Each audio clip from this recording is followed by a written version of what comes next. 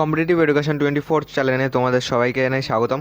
তো আজকে কিন্তু আমরা আলোচনা করব যে আইটিআইয়ের ফর্ম ফিল আপ কিন্তু তোমাদের শুরু হয়ে গেছে। এর আগে কিন্তু আমি একটা ভিডিও বানিয়ে দিয়েছিলাম তোমাদের আইটিআই কী কী প্রসেস রয়েছে, ফর্ম ফিল আপ করতে কত ফি রয়েছে। তোমরা যদি সেই ভিডিওটি না দেখে থাকো আমি ডেসক্রিপশন বক্সে লিঙ্ক দিয়ে রাখবো এবং আই বাটনেও ভিডিওটি দিয়ে রাখবো, সেখান থেকে তোমরা দেখে নিতে পারবে। আজকে আমরা আলোচনা করব যে আইটিআই তোমরা কিভাবে আবেদন করবে এবং আবেদনের শেষ তারিখ দেখো বলে দিয়েছে কিন্তু 15/5/2024। আর দেখো যারা যারা এই বছর মাধ্যমিক দিলে তারা কিন্তু এখনও যেহেতু রেজাল্ট পাওনি, তো তারা কী করে আবেদন করবে সমস্ত দেখাবো আজকের এই ভিডিওটার মাধ্যমে। তো চলো আজকের ভিডিওটি শুরু থেকে শেষ অবধি দেখো।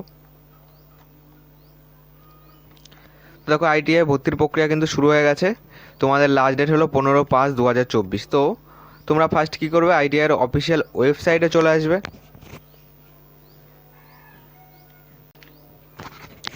ওয়েবসাইটে আসার পর কিন্তু তোমাদের সামনে এরকম একটি পেজ ওপেন হয়ে যাবে।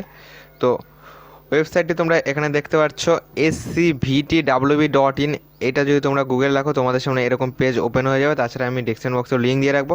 দেখো এখানে কিন্তু তোমাদের পরিষ্কার লেখা রয়েছে যে ক্যান্ডিডেট হু হ্যাভ অ্যাপিয়ারেড ইন মাধ্যমিক অথবা তোমার HS examination 2024 can apply after publication of result of the mention examination. The portal will remain open after the publication of result for uploading of their marks. দেখো তাহলে তোমরা তারা যারা এখনও result পাওনি তারা কিন্তু তোমরা রেজিস্ট্রেশন এবং ফর্ম ফিল আপ করে রাখতে পারবে এবং তোমাদের কিন্তু পোর্টালে তোমাদের মার্কস আপলোড করার জন্য তোমাদের পরে কিন্তু আবার তোমাদের পোর্টালটা ওপেন করা হবে, তখন তোমরা মার্কস আপলোড করে নিতে পারবে। ওকে,